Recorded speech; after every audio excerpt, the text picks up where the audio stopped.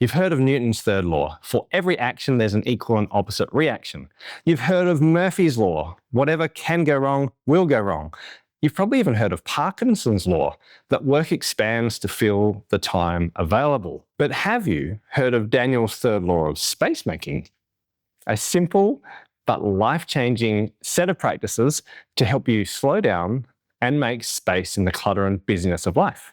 So that's what we're going to talk about. I'm going to teach you one simple law that is both a mindset shift and a very practical tool to help you slow down, take a breath, and make a bit more space. So everyone I know, my clients, the organizations, the people I work with, everyone I meet is super busy and reactive, constantly going from one thing to the next, feeling rushed off their feet, as if they just don't have space to do their life. And that's painful. And if you're anything like the people I coach and work with, I'm sure that you experience something that looks similar. You know, there's email after email, there's Teams meetings and Slack messages. People tell me they rush from one meeting to the next, hardly getting breath. They eat lunch at their desks if they get time. And then they try to actually do their work in the tiny slithers of time that remain between the interruptions and the team requests. And that's an awful way of working when you feel like you're always behind. But today I want to give you a practical law, Daniel's third law of spacemaking, to actually help you shift your mindset once and for all and to practically make space. So here it is. My law, and it's a bit of a ripoff or a major ripoff from Newton, that for every new action, you need an equal and opposite subtraction. Let me say it again. That for every new action, you need an equal and opposite subtraction. So every time you take on a new project, you need to delay or close down one of the projects that you have on your plate already. Every time you want to take on a new meeting, you need to remove a meeting from your busy calendar. Every time you want to take up something new in your personal life, it's time to think about what can you remove to create an equal and opposite amount of space in return. It's a very simple rule, but I found it super helpful. Let me talk about why it works from a mindset perspective and then practically how you can apply it in your work and your life. So let me start with the mindset of why this rule works. For every new action, you need an equal and opposite subtraction. We live in a culture where we try to solve problems by doing more, by being more, by adding more, and this constant need for self-optimization, self-improvement, self-discipline is exhausting. And it feels to many of us like we are just running to stand still. And the solution to our business is to try to outrun it. And it never works because you can't outrun business, not by doing more. The mindset that comes with Daniel's third law of spacemaking is that if you want to add something into your life, you actually need to stop and really consider what you'll remove. You might say it a different way. You might say for every yes, there needs to be a no. Because every single time you say yes, you're filling your finite time with a new commitment that will, by default, either stretch you thin or stop you from being able to say yes to something else. So if we constantly have this adding without subtracting mentality, well then the outcome can only be exhaustion individually, as a team, as an organization. Whereas if every time you say yes to something new, you have an equal and opposite subtraction, you eliminate, you delegate, you automate, or you outsource something to make space for that new thing, well, then it works. And you can actually achieve more by doing less. But it is really a hard mindset to grasp because so many of us are caught in the culture of busy, and we find it hard to push back, to set boundaries, and to say no where it truly matters. So once you truly master the mindset that every yes is a no, for every action there's subtraction, well, then it gets practical. And this is the fun bit, but maybe also the hard bit. It's where you need to look at various domains of your life, your work life and your personal life, and actually really consider, what do I really want? And how will I subtract to make space in my life so that I'm not constantly busy and frantic and overloaded?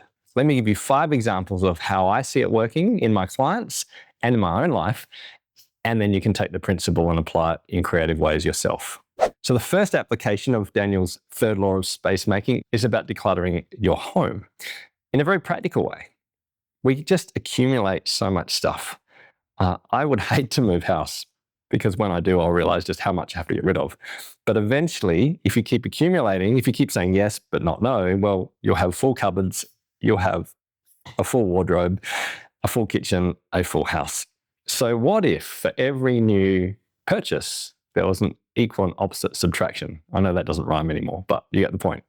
Every time you buy a shirt, you remove a shirt. Give one to the op shop, give one away, or sell one. Every time you get a new pair of shoes, well, then give one away. It's basic maths. One in, one out. If you do that on a regular, consistent basis, you'll find that you have more space in your wardrobe and in your house and therefore in your life. The second application is in the realm of work, and it's about meetings. I had someone the other day tell me that they do 16 hours of meetings every single week, which is insane. You've got to declutter your life if you want to do other stuff than meetings. So every time you're invited to a new meeting, particularly a recurring weekly or fortnightly meeting, well, don't just say yes unless you look at your current meeting schedule and say, what recurring regular meeting am I going to get out of in order to say yes to this new thing? I know it's not always that simple, but you just can't say yes to every new meeting request and have time to do anything. So what can you reduce? What can you outsource? What can you delegate? Or how can you simply say no and have less meetings? I have a great video, if you're interested, on how to say no like a pro, where I talk about some tactics to actually reduce your meeting clutter. Principle number 3 is apply it to projects. For every new project action you take on, you need an equal and opposite project subtraction. We just say yes to so many ideas. I've got an idea, now it's suddenly become a new project on my list. And then I realize I've got 20 projects happening concurrently and I just can't get progress on anything. I do like the Russian proverb that if you chase 2 rabbits, you catch none. I don't think I could catch any rabbits, maybe because I'm not Russian, but I like the idea.